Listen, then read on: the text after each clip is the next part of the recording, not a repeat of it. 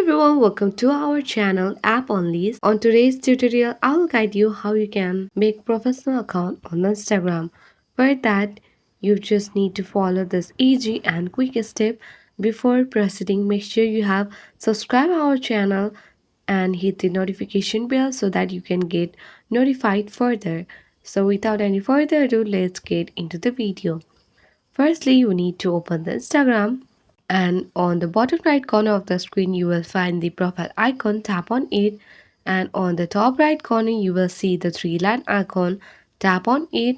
After that, you need to tap on setting and privacy option, where you need to scroll down and you can find account type and tools option. Tap on it. After that, you need to tap on switch to professional account, and then you need to tap on the continue option for creating an professional account on the Instagram.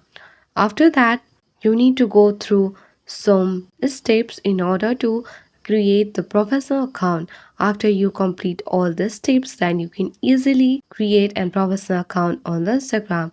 So this is it guys. If you find this video useful, then don't forget to hit the like button and review this video on the comment section.